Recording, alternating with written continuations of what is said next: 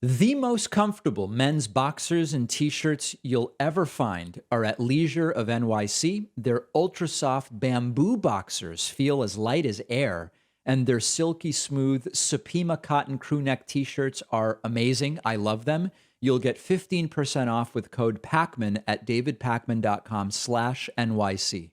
Let's start today with the US-Mexico border. No matter how many times the right-wingers say it, the US-Mexico border is not open under Joe Biden. Now, you might be saying, David, of course it's not open. How could anyone believe that it is open? There are millions of people, based on polling, that believe the border is open under Joe Biden as a result of some change or series of changes that were put in place when Donald Trump left and when Joe Biden became the president of the United States. This is not true, and we're going to look at it right now. And the reason we're going to look at it is it's good to once get everything on the record so that in the future, when this talking point comes up, when the MAGA people call me on the Friday show and they say, but the border is open, that's one of the problems I have with Joe Biden, we can now create a record, a reference point to go through the various elements of this, because this is I would call it relatively common assertion perpetuated by right-wing media, by right-wing politicians, and it is flowing down to just random right-wing voters. The claims are numerous. One of the claims that's often used to say the border is open is you will hear things like, we're catching so many people at the border because Biden opened it. By definition, if we are catching people, if we are stopping people, if we are taking people into custody, by definition, the border is not open.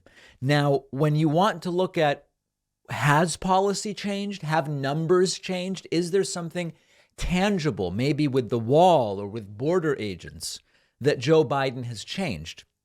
You find that very little has actually changed.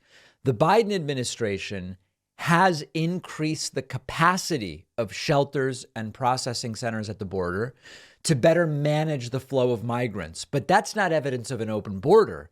It's evidence of being able to more quickly and more efficiently say who is merely crossing illegally and needs to be put into sort of the deportation flow, and who is seeking asylum and needs to be put into that bureaucratic process. Neither of those are evidence that the border is open. In addition to that, there are border security claims. Biden demolished border security. There's no evidence of that. And you can find each aspect of this widely documented by the relevant agencies. Funding requests for Customs and Border Protection under Biden are almost identical to under Trump when it comes to how much money is being requested by the respective administrations for border security in general. Staffing levels, when you say, oh, well, Trump had way more border patrol than Biden. That's absolutely not the case. U.S. Border Patrol staffing levels were slightly higher under Obama, around 21,000 total. Under Trump, they were in the 19,000 range, plus or minus a few hundred border agents. Under Biden, they're in that same 19,000 range, plus or minus a few hundred. So staffing levels, identical. Funding requests, essentially identical. Beyond that, what about policy? What about policy on turning people around or taking asylum requests or whatever the case may be? Border authorities, you may be shocked to hear, under Biden are enforcing immigration laws just like under Trump. Immigrants continue to be expelled, detained, or allowed in based on the same standard as to whether they are passing initial screenings and what exactly their business in the United States is. The Biden administration, although they did stop construction of the wall, a few hundred miles of wall, the Biden administration is repairing all existing border barriers, adding detection technology to make it easier for Border Patrol to identify where do we need to go. I'm not even telling you these things because I like or dislike them. I'm just telling you what the truth is about border policy. It is absolutely the case that Biden hasn't added any new barriers, which I think is the right policy because the wall was quite a silly idea. But Joe Biden is fully funding the repair of existing barriers that were already there. Okay, so you have two groups of people. You have people that are coming to, quote, sneak in, as the traditional illegal immigration is sort of characterized. And then you have people coming to seek asylum.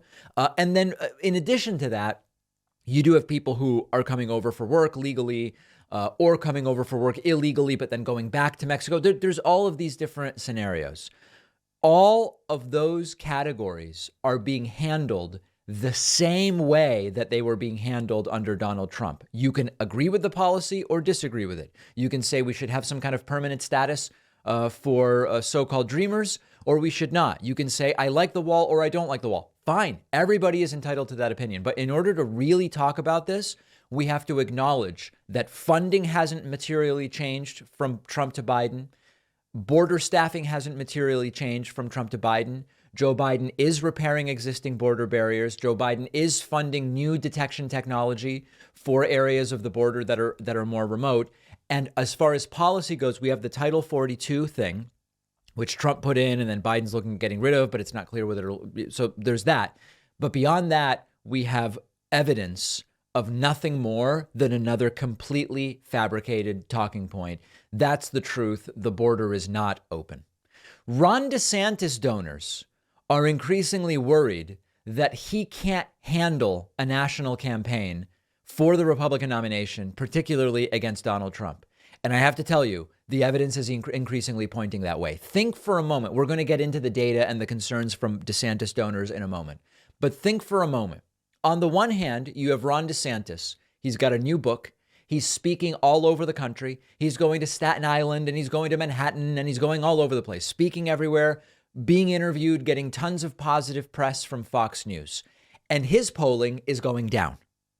And meanwhile, you have Donald Trump potentially going to get arrested any day, holding a rally on the 30th anniversary of the Waco siege in Waco, Texas, fomenting violence, all of this stuff.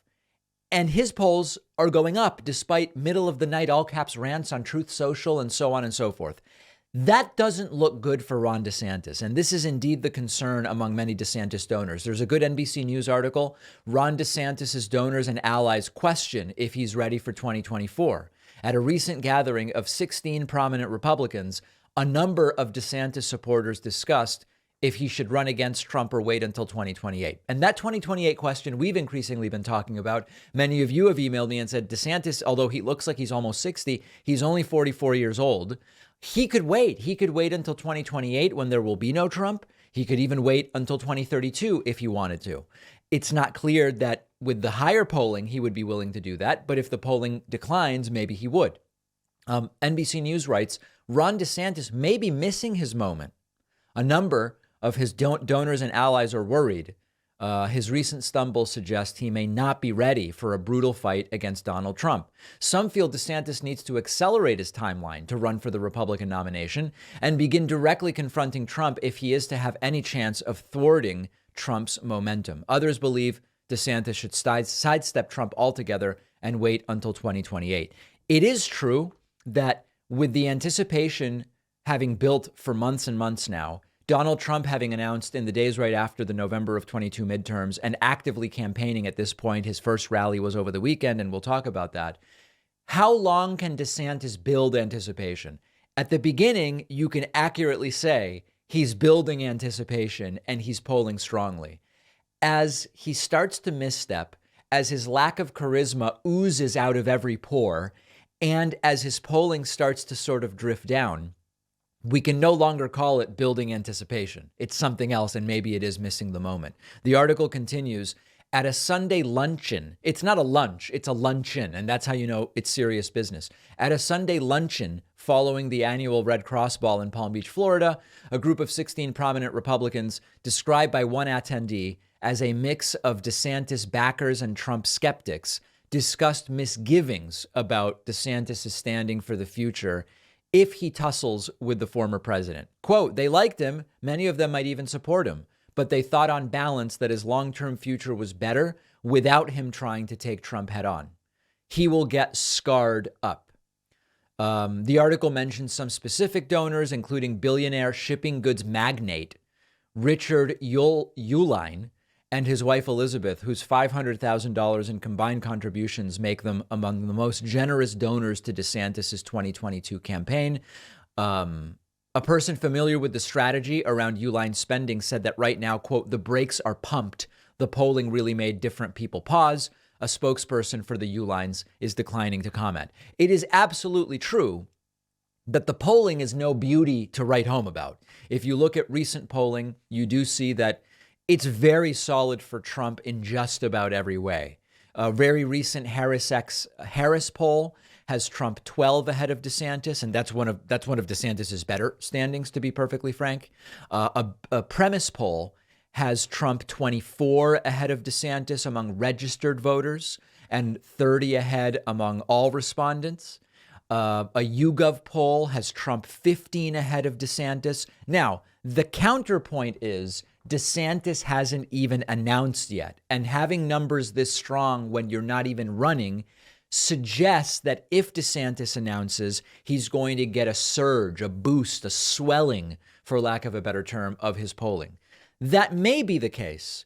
The problem is, as I mentioned, that's a stronger argument before everybody's talking about DeSantis for 4 months and he's doing interviews and book tours and speeches and getting the best possible press he can get from Fox News. Once you have months and months of that, it starts to feel as though his potential is increasingly baked into existing polling and there's less of a boost to be had with an announcement. So I don't know what's going to happen. It's not for me to advise Republicans, nor is anybody asking me to advise Republicans. But my concern for DeSantis from day one has been his lack of charisma and seeming desire to be above Trump. When he's asked, well, Trump said this, what do you say? And he says, I don't spend my time criticizing Republicans. Fine, that may play well in Florida, but it's not striking me as the strongest positioning for fighting Trump in a national campaign. I want to hear from you. What do you think about DeSantis's chances as we are about to enter April of 2023? Are they deflating? Can they still be pumped up? Let me know what you think in a comment. We'll follow up and see what's on your minds. One of our sponsors today is Leisure of NYC, offering ultra comfortable, fair trade men's clothing at fair prices. Guys know it can be very tough to find good boxers and t-shirts. The search is over, because all boxer briefs by Leisure of NYC are made with amazingly soft, moisture-wicking viscose from bamboo. Super lightweight like air, but it doesn't bunch up, and it's also great for the planet. Leisure of NYC also makes really great Supima cotton crew neck t-shirts. Less than 1% of men's basics today are made with Supima cotton. It is the best out there. It feels like silk, quite frankly. You can walk around in a scratchy t-shirt all day, or you can enjoy the cloud soft feel of Supima cotton and actually love the shirt you're wearing. These are my go-to t-shirts and boxers. Nothing else even comes close to providing this level of comfort, and all of their products are fair trade and made sustainably. Go pick up the most comfortable t-shirts and boxers you will ever own, but hurry, because they often sell out, especially the boxers. Go to davidpakman.com/NYC and you will get 15% off with the code PAKMAN at checkout, and the link is down below. The David Pakman Show continues to be funded primarily by our audience. We have something called the membership program, so you get perks in exchange for your support. You can sign up at joinpakman.com. We do an extra show every day for our members. We also provide commercial-free audio and video streams of the show for you much earlier in the day than the show is otherwise published, as well as invitations to the members-only town hall events and a private soundboard for our members, where you get the vast majority of the clips I have on my soundboard. The United States will be the first nation to land an astronaut on Mars. If you want to go to Mars yourself, yes, also another member benefit. You can sign up at joinpakman.com. All right, let's get into what was an insane weekend. Donald Trump held his first official 2024 rally. Now, I know the year is 2023.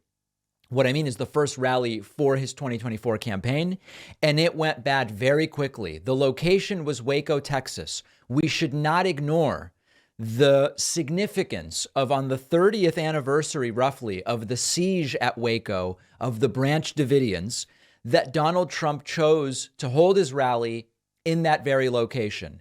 And in fact, he opened the rally with totally apocalyptic messaging about how 2024 is the final battle, and using exactly that type of disastrous imagery that is often associated with the Waco siege.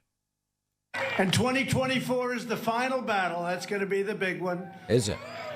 If you put me back in the White House, their reign will be over, and America will be a free nation once again.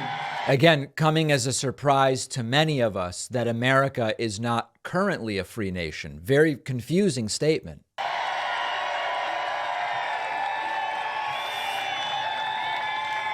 Our enemies are desperate to stop us because they know that we are the only ones who can stop them. They know that.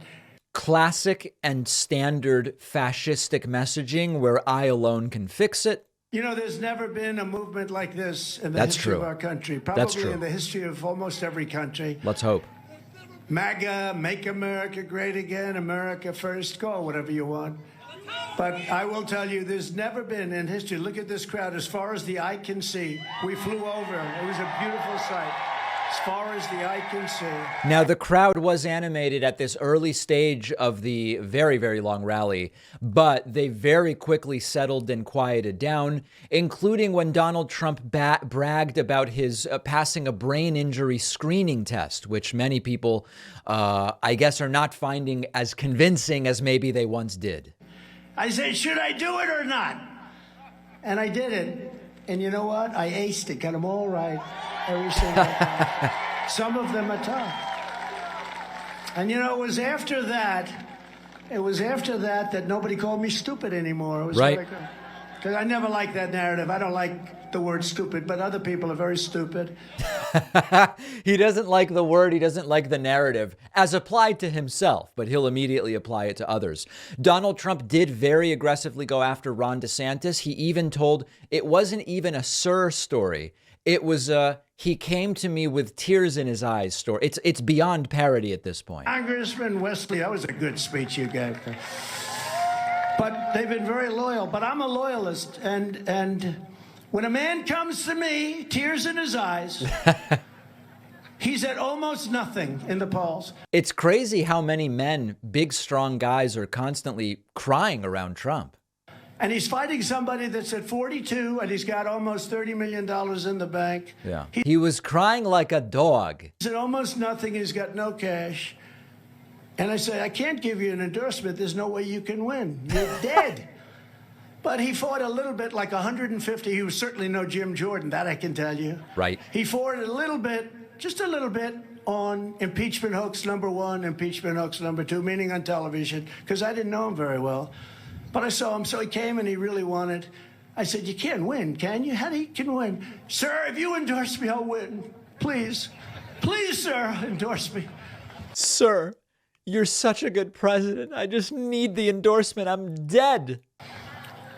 And I said, all right, let's give it a shot, because honestly, the Secretary of Agriculture. Okay, anyway, so people just bursting into tears around Trump all the time. At another very bizarre moment, Trump claimed that a very famous man recently asked him how he puts his clothing on. People can imagine. I had a man come up to me, a very famous man. Almost everybody probably would have heard of him, a businessman. I saw him about 2 weeks ago. He said to me, could I ask you, I never even liked him very much, to be honest, but he did say it. He said, could I speak to you for a second? Mr. President. Sir? I'd like to ask you one question. How do you take it? I said, take what? Your coffee, sir. How do you take the abuse? How do you wake up in the morning and put on your clothing? How do you put on a shirt? Every single day if that ever happened to me, I think I wouldn't know what to do. Well, we're very proud of the former president. He passed a brain injury screening test, and he also dresses himself all by himself every single day. And that alone probably makes him qualified to do something. I don't know. Donald Trump with a very important message to women for inclusivity in 2024. I never liked Horseface. It's just not. It's a terrible thing. That wouldn't be the one. Right. There is no one. We have a great first lady. Yeah. So a very inviting message of Trump's respect for women there, as you can see, referring, of course, to Stormy Daniels. Donald Trump once again playing up this entire baby bonuses thing. We will support baby bonuses. So many people like that for the new baby boom that will be coming. We need babies. All of this is... We need babies. Now, of course, we have a sort of baby bonus already. It's called a child tax credit. Democrats and many on the left want to increase it and make it permanent. It would be a baby bonus. It would be an incentive to have children, which, whether you like that or not, it's what Trump is talking about, but they don't want to do that. And much like with NAFTA and USMCA, it seems Trump's plan is sort of like to get rid of what we have and replace it with the exact same thing, but to give it a different name. Donald Trump continuing the attacks on New York Manhattan DA Alvin Bragg, calling New York prosecutors absolute human scum. But the two lead prosecutors, absolute human scum. Yeah. One, a Hillary Clinton lawyer from a Hillary Clinton law firm. Do you believe? Does anybody know why they say Clinton? I mean, Marjorie Taylor Greene says Clinton, and she's from the South, and Trump says Clinton, and he's from Queens. Is it a deliberate sort of pejorative, sort of the way some people might say Tulsi Gabbard? I don't know who would say that. What is it? What is it about that? And then lastly, Trump bringing back the creepy QAnon music and bemoaning how airports function. Nation where once revered airports are dirty, they're a crowded mess. You sit and wait for hours and then are notified that the plane won't leave and they have no idea when it will. Trump saying this minutes before getting onto his private plane and taking off and flying directly home. So not the most relatable moment of the speech. So dangerous rhetoric, a semi-comatose crowd as the speech went longer and longer. You know, you wait all day in the direct sun with the fetid porta potties, and next thing you know, the speech finally starts and it's a snoozer. So I sympathize with the crowd in a sense. I would not go to one of these things. But where I want to go next is someone we know did go to this thing, and he stood in the sun and he got some wild material for us. That's Luke Beasley. Let's talk about that next. Our correspondent and occasional guest host, Luke Beasley, whose YouTube channel you can find at davidpakman.com/Luke, was on the ground at the very, very disturbing Trump rally in Waco, Texas over the weekend. Luke spoke to a number of people. The topics were wide-ranging. They included gay marriage. They included crisis actors at Sandy Hook. Yeah, it is 2023. Don't adjust your TV screen. It included philosophical questions about how do we really know anything? And it also included, of course, George Soros. Let's start with the topic of gay marriage. Here is Luke inquiring to a gentleman, and I'm using that term loosely, about gay marriage. Let's listen. So what's inherently immoral about gay marriage? It is anti-life and it is anti-vital. What do you mean anti-life? It does not produce kids, and the marriage itself... Do you think it should be illegal for two straight people who decide not to have kids to get married? No, I believe they should still get married. But then that's anti-life, right? It is not anti-life in the same way. Huh? But they're not reproducing, just like two gay people don't reproduce. Well, I get what you're saying. Basically, are you talking about people who know they're infertile and yet they want to get married? Is that what you're saying? Any example of that one too? You're saying ban infertile people from getting married, even straight couples? No, because at the end of the day, they can still adopt kids and raise them. Gay people could adopt kids, right? I don't believe they should. There's been recent reports about a gay couple. This is what you call just ping-ponging from one topic to another. Gay people shouldn't get married because they can't produce kids. Neither can infertile couples, and also some couples don't want to have kids. Well, but they should be able to get married because they can adopt. But gay people can also adopt. Well, but gay people shouldn't be allowed to adopt. This is, you really can't, good for Luke, but you really can't talk to these folks. That is known to abuse their kids. Look up the stats. I can find you about 13 gazillion examples of straight couples abusing their kids. Yeah. So then he goes to the child abuse meme. This is what it was. It's everywhere. This stuff is everywhere at these rallies. It doesn't make any sense. Here's a guy who's wearing an Alex Jones was right t-shirt who repeats a lot of the Sandy Hook conspiracies from more than a decade ago that even Alex Jones has since recanted. Although you could argue Alex Jones recanted only for legal reasons, but okay.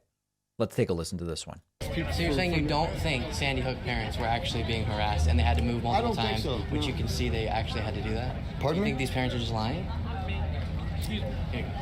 I think that, do I think they're lying? Man, The question is, are the Sandy Hook parents lying that they were being harassed? I really want to answer that question, man, because I By the way, it's just so everybody knows, this guy's a Christian, okay? don't know. I don't know if they're lying. You know, all I know, my point is my point is when I see a parent crying because their kid got murdered in a mass shooting, my first instinct is to trust them and not the guy who makes money lying about them. well, what about? I mean, I do believe that there was people that was what I guess they call. There were some crisis actors. I mean, how do you explain that? The crisis actors that There were weren't, caught. though. That's why he was sued. See, this is a very interesting moment. How do you explain that there were crisis actors? What are you talking about? That's not, you're assuming something that you haven't actually demonstrated. And they were caught in certain different places. I mean, they were in the same places. How do you explain that? Do you All of trust our that's- government? I don't trust the government, but I trust the facts. Okay. What are the facts? The facts are that parents lost their children, and then a man by the name of Alex Jones lied about that and said there was crisis actors and fed your brain with a bunch of nonsense. But people took his that and supporters blew it harassed up his over parents. something because you know what I believe? I believe the only reason that they're doing this is because they've got to take him down. Right. It's all a conspiracy to take Alex Jones down over things Alex Jones chose to say, has since recanted, and which we know not to be true. Well, it seems like a pretty big unforced error. Then we went to a woman who was very confused, visibly confused, I would even say, about why Trump would be arrested. This is pretty interesting because it gets very philosophical. How do we know anything? How can anything be proven in a court of law? On that, I don't even know Alan. Who's Alan Bragg and what's Alvin Bragg, he's the Manhattan District Attorney, and seems to be reportedly considering arresting Trump on what charges? in regard to the Stormy Daniels hush money payment. Stormy Daniels. So how can they prove that that was actually occurred? See, that's the whole thing where it comes down to how do we know what is true? What is real? And that's where everything in this How do we? time comes down to a spiritual reality. So her view is it's impossible to ascertain truth at all. So all we can do is find a religion to follow, which simply tells us what is true. Pretty convenient, I have to say. If it works for you, I can see why that would be much more satisfying and pleasing than understanding the chaos of the real world. The only way you can know what is true is to believe that there's absolute truth. Do you believe the Bible is absolute truth? You know, the reason America is having a problem is because we need to get back to God. Can I ask a quick question? So, if it's not like evidence here, you and I can look at, okay, is this something that occurred? How do we feel about it? Instead, it's a spiritual decision It's a spiritual- to understand truth, right? it's a spiritual battle. How do you and I come to some understanding of one reality if my spiritual truth is Who's different? good, who's evil? How do you decide between good and evil? I'm saying if spiritually I were to feel that Trump is bad because of his anti-democratic views or actions he took as president, and then you spiritually felt he was good, how would we come to some sort of agreement or even understand each other's side if it's not based on kind of empirical information? Well, that's a whole big, you could call it a hurricane of a conversation that I would love to get into all the nitties and gritties of it, but Probably not between here. time's going to run out by the time we Agreed. get there. All right. Yeah. So anyway, how do we know anything is really the question. And that's where religion comes in for this woman. But of course, it's like, which religion? You've got 1,000 religions and they very often conflict with each other. Luke then spoke to the first guy to raise the topic of George Soros, and Luke's pretty slick here in the questions he's asking, sort of trying to get at the anti-Semitic undertones of all of this. The guy kind of dodges it a little. Take a look at this. Look at who's running the country. Our borders are free to come and go. Who's running the country? Biden, but more of his puppeteers. Which are who? Soros, George Soros, media in general, yeah. Why is it that you use that particular term, puppeteers, in relation to Soros? Because he has enough money, he can buy anybody. He has. How much money has he given to Joe Biden? I have no idea. And there it is. How do you know he's controlling him? Because that's what I read, that's what I hear. And do you believe the election was stolen? No, You don't. no. I mean, I believe that there are people probably voted more often than they should, you know? And I believe there's a lot of people who were not registered that did vote. But How do you vote if you're not registered? It's never clear. I think after all, Do you have any it's said and evidence of done, those things? I don't have anything. I mean, I have as much evidence as all the other people here. Right. In that particular crowd, there's a noticeable lack of evidence. I'm glad the guy is identifying that. There's none? Yeah. Oh my gosh. Okay. So then, don't you feel it's pretty dangerous to say the election was stolen if you don't have evidence? I didn't say no, it's no, stolen. no, you didn't. You're right. I'm saying, sorry, I meant to specify Trump, because he says it a lot. Well, the thing is, when you got that much money and stuff, you can sweep a lot of things under the rug until the rug's too full. You Right. know? And then it starts oozing But if out. you don't yet have evidence, I could say anything about anything. You're a murderer. I don't have evidence, but you could have swept it under the rug. You know what I mean? Yeah, You that's have to right. have When evidence. you're a politician, you're just sitting there as a target for anybody who wants to accuse you of anything. Wait, I'm confused.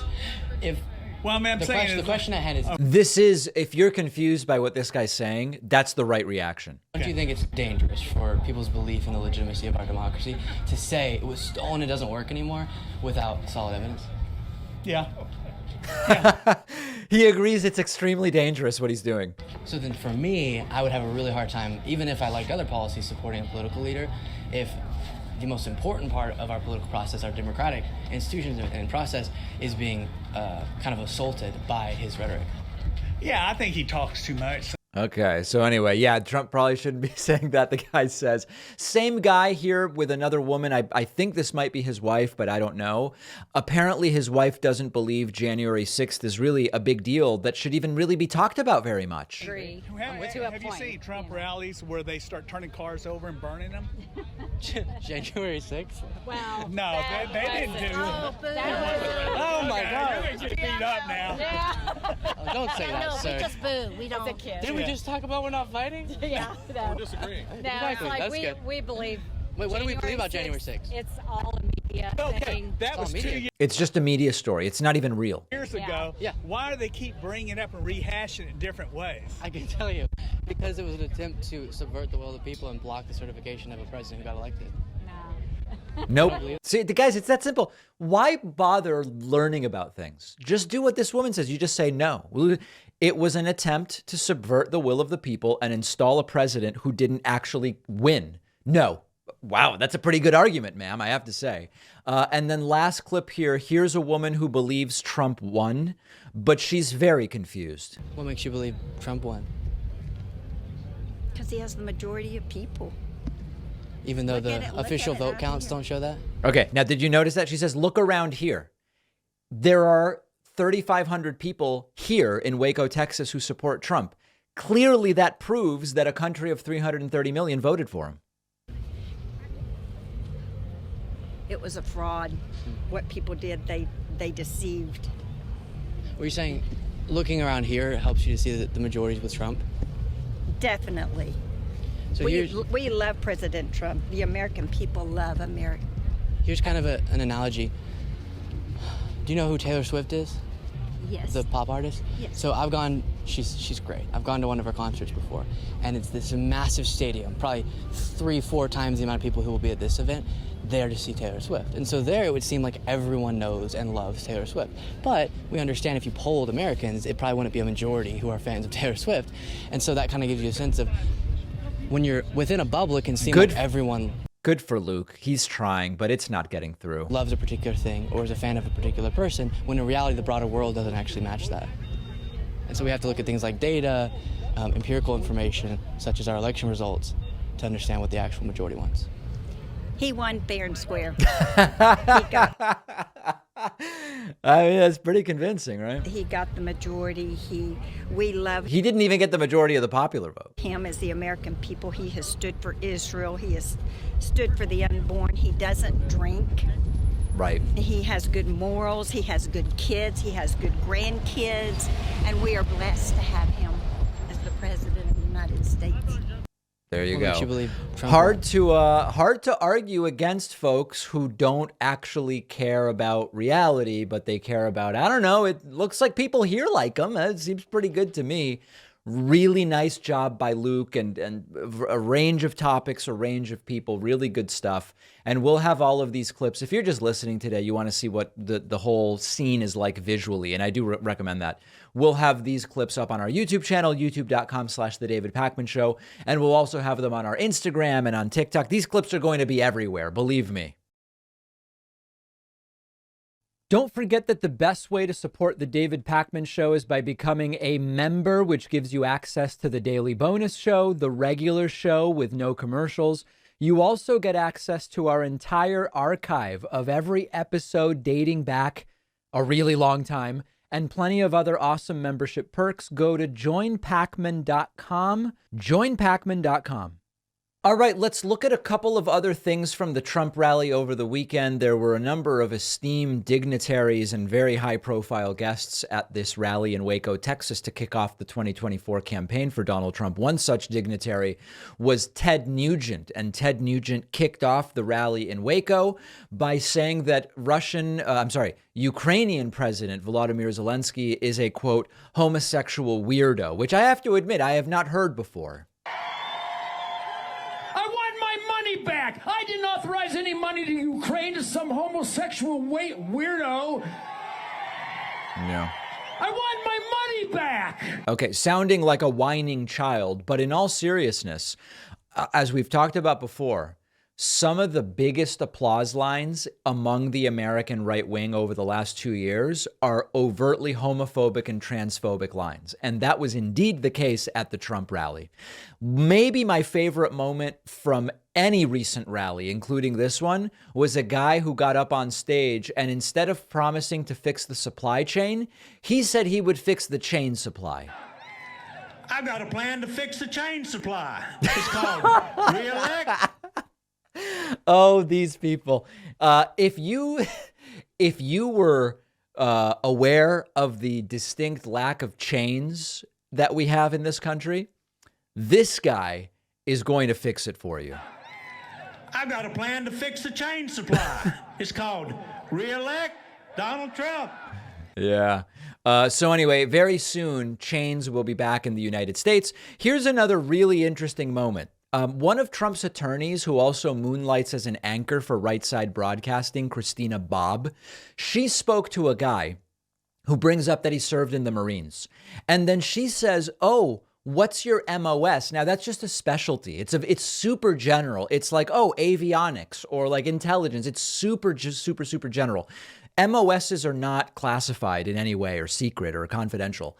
And the guy reacts weirdly to the point where 5 different current and former Marines wrote to me and said, David, this guy's lying. No former Marine would answer this question in this way. You tell me what you think. Is this guy making it up? Here we go. Did you serve? I did. Where'd you serve? Marine. Me too. What was your MOS? I was special. Oh, I see. Okay. Oh, fantastic. I flew into places. Okay, where were you? Dark places. Where were you stationed? I can't go into detail. Okay. But I can. This interview's over. It's all super secret. Now, again, MOS just means military occupational specialty. It's just a super general role. Were you in personnel and administration? Were you in logistics? The guy could have just said, I was in intelligence, I was in avionics, I was whatever. It's really tough to tell whether it's completely made up.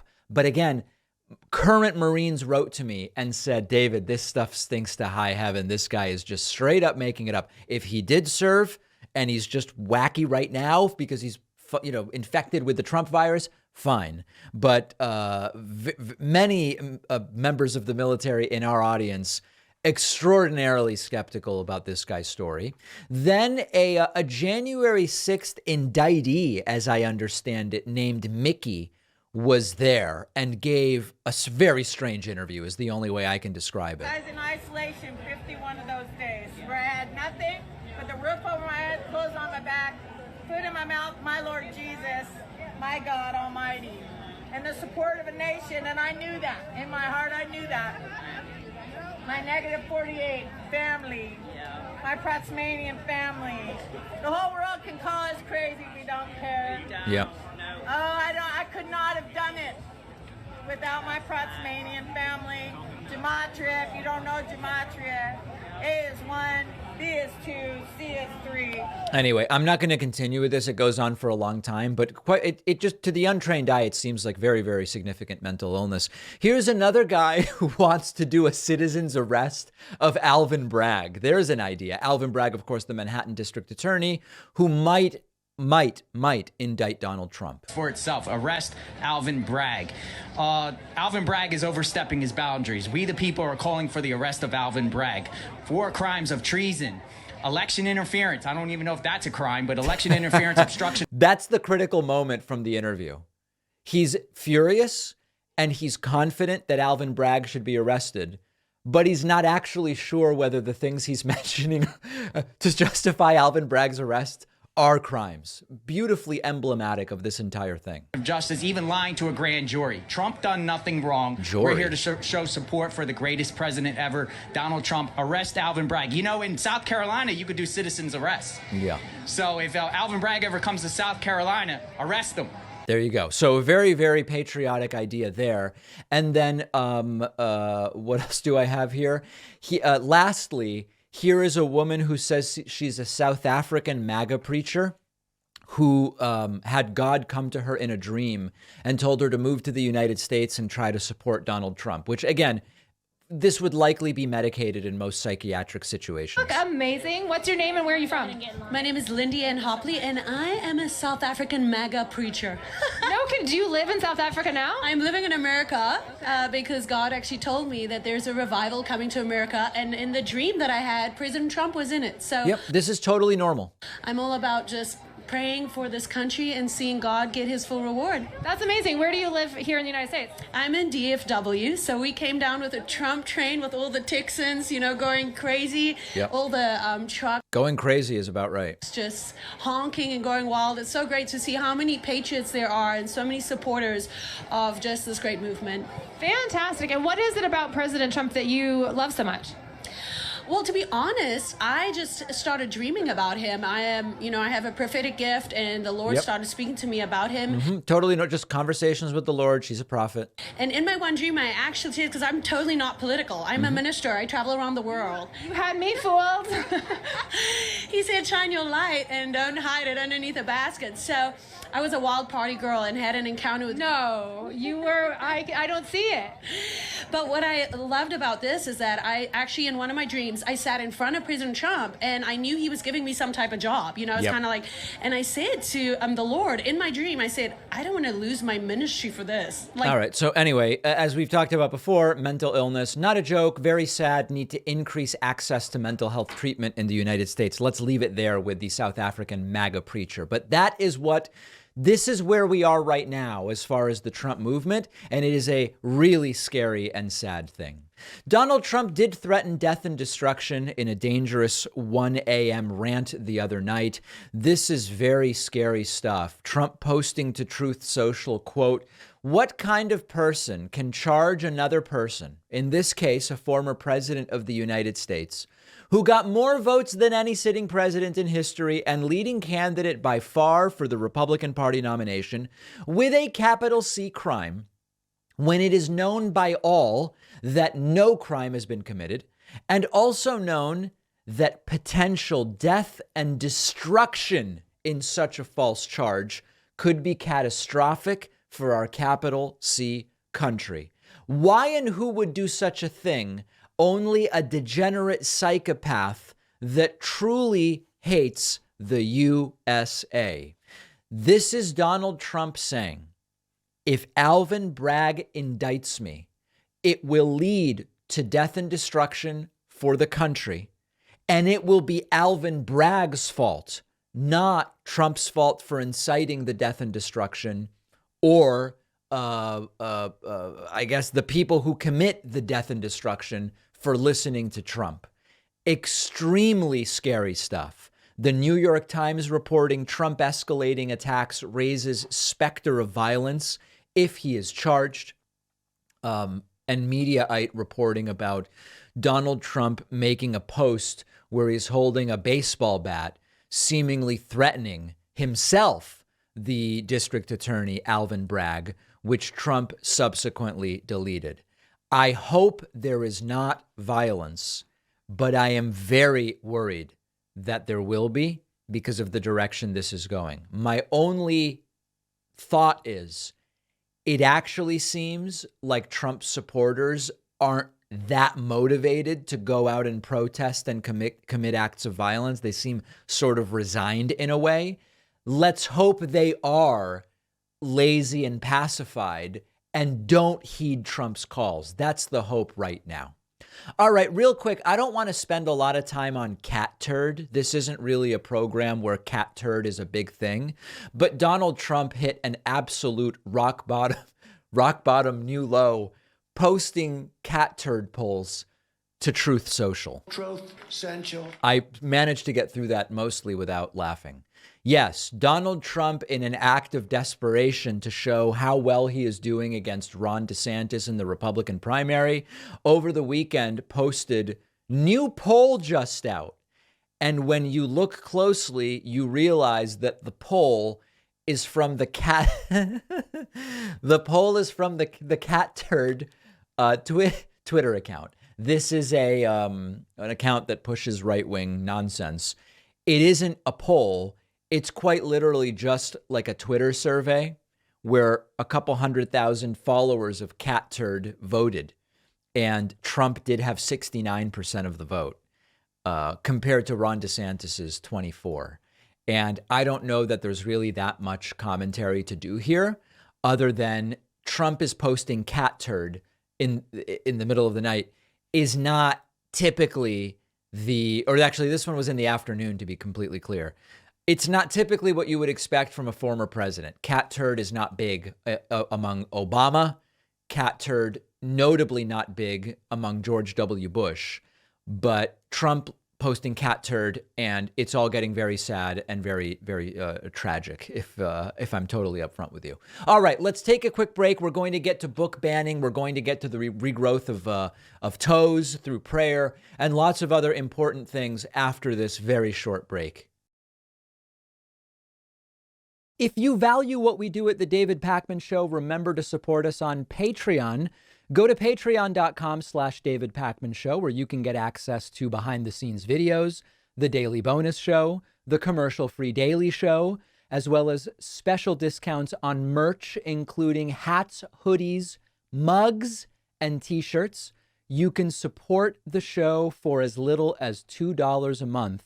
Check it out at patreon.com/David Pakman Show. A book-banning Republican is very quickly learning about the potentially unintended consequences of his own actions, as a parent is now using the law to try to get the Bible banned. And I have to tell you, it makes a lot of sense.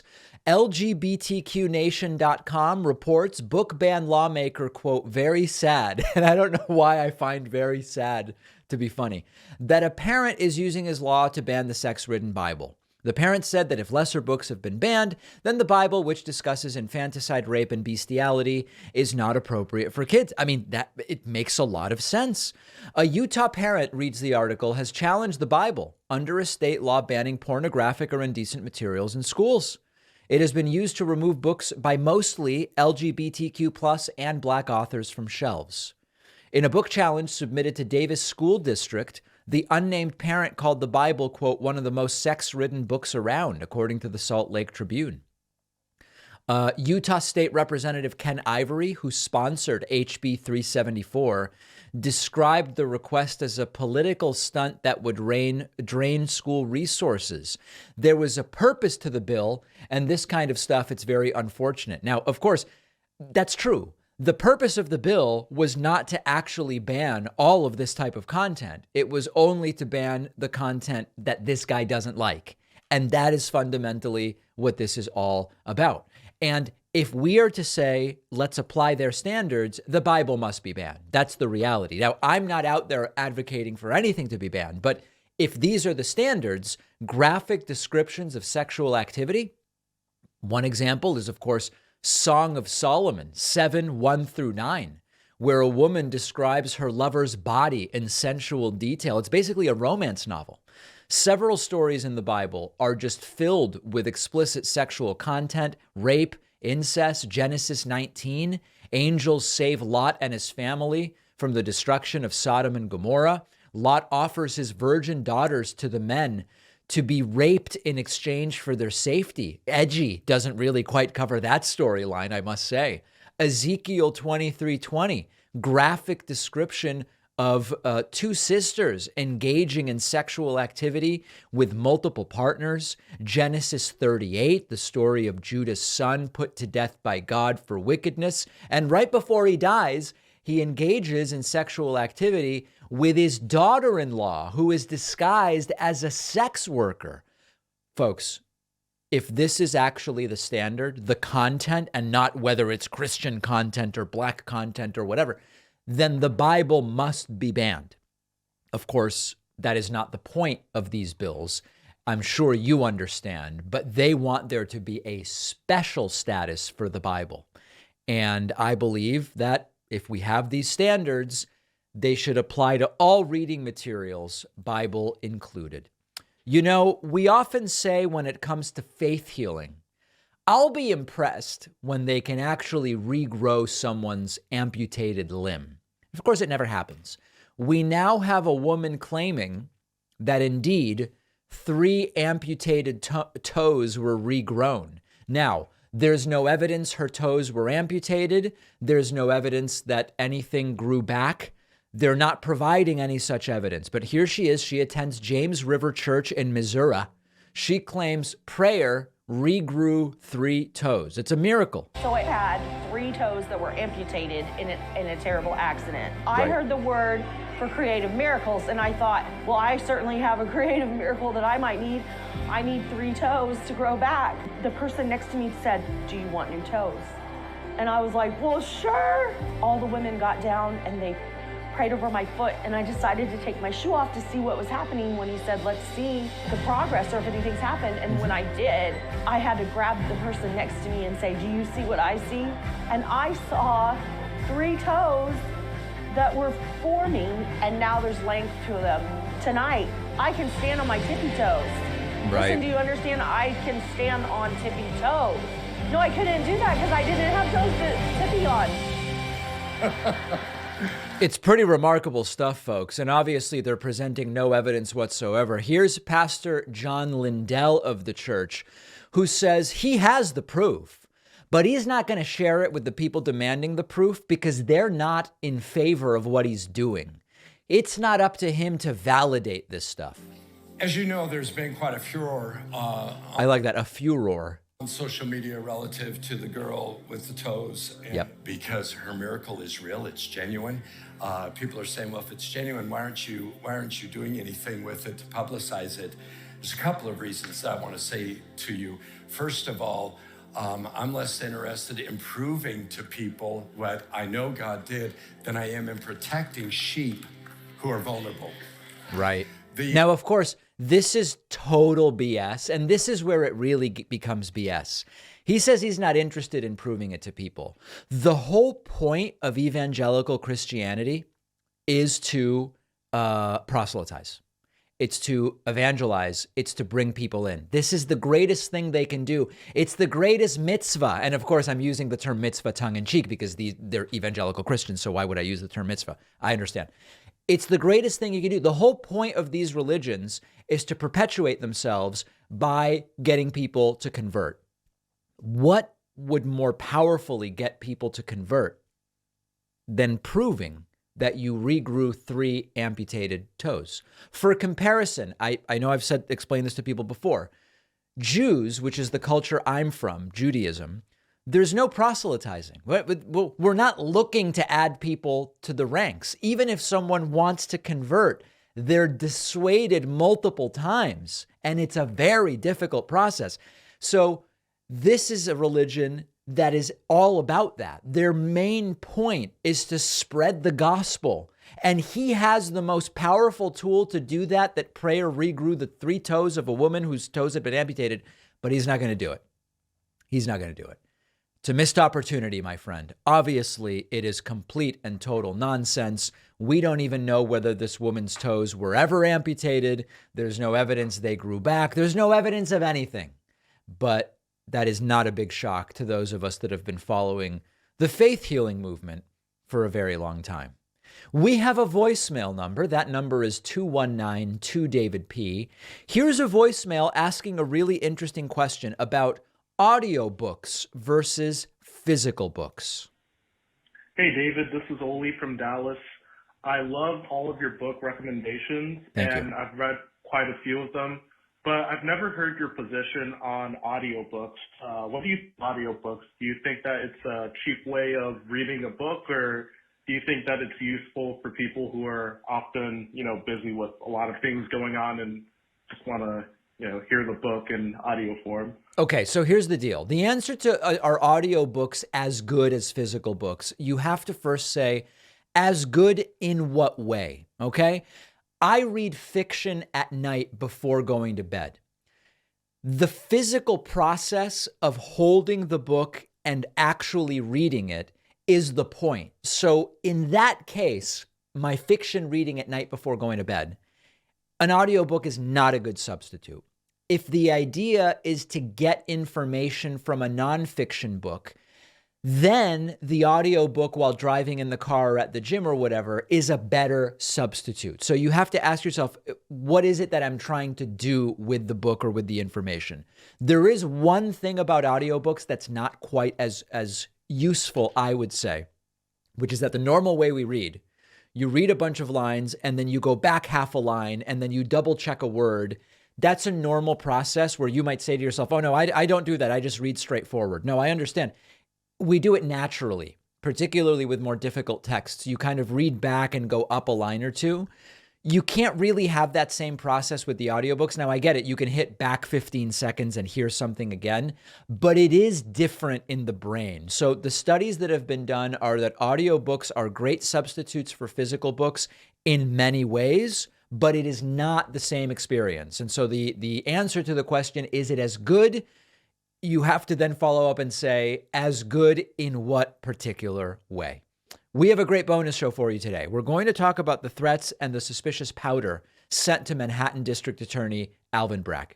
We are also going to talk about the FTC getting involved in making it easier to quit gym memberships, and who is Ro Khanna endorsing in the California Senate race. Is it Adam Schiff?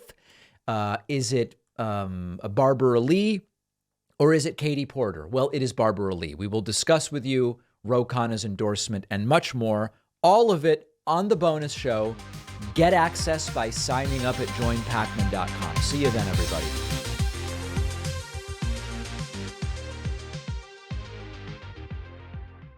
Thanks a lot for watching today's show. I just want to take a second to tell you about today's sponsors. The most comfortable men's boxers and t-shirts you'll ever find are at Leisure of NYC. Their ultra-soft bamboo boxers feel as light as air, and their silky smooth Supima cotton crew neck t-shirts are amazing. I love them. You'll get 15% off with code PACMAN at davidpacman.com/NYC.